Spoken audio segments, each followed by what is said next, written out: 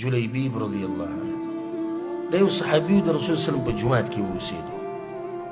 غریب انسان او د رسول صلی الله علیه وسلم د جومات په اخره کې یو ځای جوړ شوی چې هغې ته صفه به ویلی کېده او په دې کې به دا غریبانان طالبان د دین د پراته وو چې کوم به لرو لرو نه راغلي وو کورونه به یې نه وو یا به د دغه علاقې خو ځای به یې نه وو هلته به پراته وو بس علم به یې هم زده کوو دا مالداره صحابه کرام به راتلو هغوی به خرچې کولې رسول صلی الله علیه وسلم کور ته چې به سره رالو نو رسول صلی الله به هغوی ته اواز وکړو یو په هغو کې ابو هریره رضی الله عنه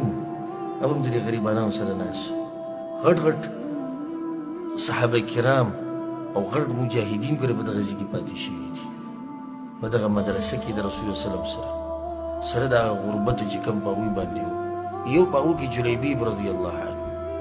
نسب نه سخت کمزوری انسان او د مخ نه هم بدرنګه و او د باډۍ نه چیت و چې ورک غونته کې انسان و په دې خلکو کې ورک په دې و چې مالداره نه و ښایسته نه و نسب یې نه و مشهور نه و و د رسول صلی په جومات کې پروت و د هغه په شاګردانو کې و علم به یې زده کوو بیا به ځان له ناست و یو ورځ ورته رسول صلی وویل جلیبیب وویل واده نه کړې هغه وویل یا رسول الله واده موږ سره څوک واده کړي لا مال ولا نسب ولا جمال نه مال شته ولا نسب شته نه ښایست شته رسول صلی الله علیه وسلم کوشش وکړه الله به یې وکړي لاړ بیا بله ورځ رسول صلی الله علیه وسلم میلاو شو رسول صلی الله علیه وسلم بیا وایي جلیبیب هغه وی لبیک یا رسول الله واده خو څه ترتیب دې نه جوړ کړی بیا موسکی شو یا رسول الله موږ سره څوک واده کوي لا مال ولا جمال او نه مال شته نه جمال شته نه نسب شته درېیم پیر ورته رسول صلی الله بیا ووایي دا بیا جواب ورکړو بیا یو د انصارو په خاندان کې په یو چت خاندان کې د یو کس لور چې دی نو هغه کونډه شوه هغه کس د رسول صلی الله علیه وسلم خواله راغی رسول صلی الله علیه وسلم دا لور دې موږ له نه راکړې هغه د خوشحالۍ نه داسې ګډوډ شو د خوشحالۍ او یا رسول الله دا وخت بل الله به موږ راوستو موږ ته انکار کوو زموږ دپاره شرف او عزت چې ته زموږ لور غواړې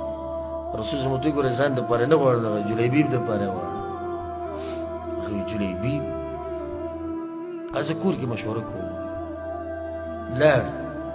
جلیبیب رسول صلی الله علیه وسلم ته وایي یا رسول الله دې خلکو ته مه وایه رسول صلی الله علیه وسلم ته یې ولې وایي ما به کاسد ومومي سپک به مې ومومي دا خلک رښتې نه کوي ما سره رسول صلی الله علیه وسلم ته وایي ولکنک عند الله لست بکاسد د الله په نسبت ته سپک نه یې ته خو ډېر دروند انسان یې اوچت انسان معیار خو دا نه دی چې خلک ستا باره کې څه وایي خټه خبره دا ده چې الله ستا باره کې څه وایي الله خو دې ته نه ګوري حدیث کې راغلي چې الله نه مال ته ګوري او نه نسب ته ګوري او نه جمال ته ګوري الله ګوري عمل او زړه ته ګوري چې کور ته ورغی کور کې خبرې وکړو رسول صلی الله علیه وسلم ستا لور غواړي هغه خوشحاله شو وایي ته له ما پسې تپوس ته ورکړی به وایي ځان لی نه غواړي جلیبیب لی غواړي وایي جلیبیب لی غواړي دې پسې پلانې راغلی موږ نه ده ورکړي اوچت اوچت خاندان والا خلک راغلي نن جلیبیب لی دا موږ ورکوو دا لور یې هوښیاره وه هغې ورته اواز وکړ ورته وایي څوک ما غواړي د جلیبیب دپاره وایي پیغمبر صلی الله علیه وسلم نه وایي پیغمبر خو ما نشي ضایع کولی تاسو د پیغمبر د خبرې نه مخکې کېږئ چې هغه ما جلیبیب له غواړي نو خو دې کې به خیر وي د هغوی د زړه ته هم دا خبره کوي شو لاړ پلار یې په رسول صلی الله علیه وسلم پسې یا رسول الله موږ راضي یو رسول صلی وسلم د جلیبیب دپاره واده وکړو او د اوچت خاندان کې یو ښایسته جنۍ چې خلکو به د هغې ارمان کوو هغې ورته واده کړه بیا دعا وکړه الله سبحانه وتعالی ته وایي یا الله رسول صلی الله علیه وسلم یا الله په ده باندې دا رزق سمره ووروي او دا ژوند وله پراخه کړه سخت خوشحاله و جلیبیب رضی الله عنه سخت خوشحاله و خو یو څو ورځې نه وي تېرې چې د احد د غذا اعلان وشو دله خوند پوره اخیستی نو د دغه ښځې نه د هغه واده نه چې هغه کېدو نه د هغه انسان واده وشو چې چا وله لور نه ورکوله خو هلته پکې اواز د احد وشو د غذا وشو دا خو سم مؤمنان دي دوی سره وزرونه نشتي لکه څنګه چې د منافقانو سره به سل وزرو د دوی سره عذر نه و دی هم لاړ شریک شو په لښکر کې ولاړو وی کله چې دا احد دا غذا ختمه شو رسول سلم تپوس وکړو هل تفقدون من احد څوک خو ورک نه دی ګندې ملګرو کې ملګري وګرځي صحابه کرام بعض پکې شهیدان و بعض زخمیان و یا رسول الله پلانې زخمي دی پلانې مړ دی هغه ویل یا رسول الله پلانې نشتي پلانې نشتي پلانې نشتي بیا ورته رسول صلی الله علیه وسلم نور څوک خو نه دي ورک کنه ویل یا رسول الله پلانې او پلانې او پلانې بیا ورته رسول صلی الله علیه وسلم ویل نور څوک خو نه دي ورک وینه نور څوک نه دي ورک د جلیبي بن پکې وانغس ما تاسو ته وایي دی پټ انسان او ځکه حدیث کې راځي چې ان الله يحب العبد التقي الخفي النقي د الله تقوادار انسان خوښي چې زړه یې پاک وي او داسې ورک غوندې کړي چا ته خپل عبادتونه نه راښکاره کوي نه چا ته دا خبره ښیي چې زه اوچت تقوادار یم او زه دا کوم داسې ورک غوندې کړي معامله یې ټوله د الله سره د جلیبي معامله د الله سره دوی دې خبرې هم نه دي هغه د الله په لار کې ځان خاورې کړی دوی دې خبرې هم نه دي رسول صلی الله علیه وسلم یاد کړو خلقو که اگر که نه دی یاد کړی خو اشرف المخلوقات سید الاولین والآخرین هغه یې تذکره وکړه ولکني افقد جلیبیبه جلیبیب نشتي وی دې ټولو کې دې ته د جلیبیب رضی الله عنه هم یاد وګرځئ پسې کوم ځای کې هغه وایي چې دوی پسې وګرځېدو وایي د احد د میدان نه بهر ولګي رسول صلی الله علیه وسلم ته اواز وکړو یا رسول الله دی وایي چې کله پیغمبر صلی الله علیه وسلم ورغی فوجده إلى جنب 7 قد قتلهم ثم قتلوه نو ده په خوا کې اووه کافران مرداران پراته وو رسول الله صلی الله علیه وسلم راغی او د ده د جسم سره خوا کې ودرېدو او بسترو کې اوښکې راغلې او دا ویې قتل 7 ثم قتلوه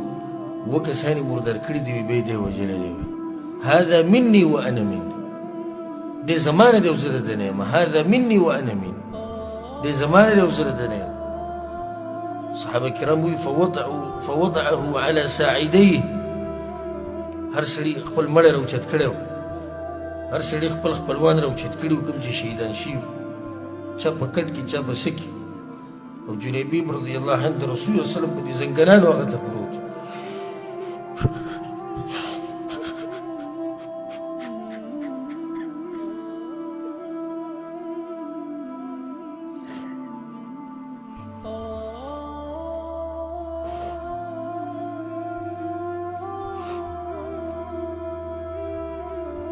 جلیبیب رضی الله عنه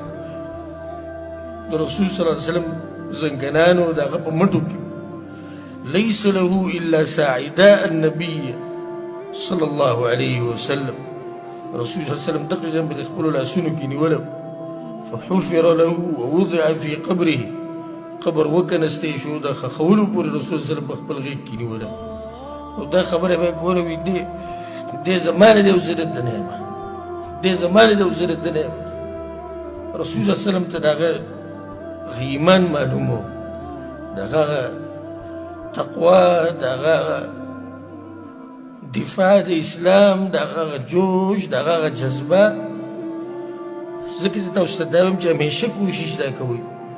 چې د الله په نظر کې درانه شي ډېر خلک داسې دي چې په دنیا کې ورک دي څوک یې نه پېژني خو په اسمانونو کې معروف دي جلیبیب رضی الله عنه اگر که د ملګرو په منځ کې ورک خو په اسمانونو کې ډېر مشهور او معروف پیغمبر صلی الله علیه وسلم پېژند او ډېر خلک داسې دي چې په ځمکه باندې مشهور دي په اسمانونو کې ورک دي ځان په هغه خلکو کې شمار کوي چې په ځمکه د خیر د ستا تذکره ونه شي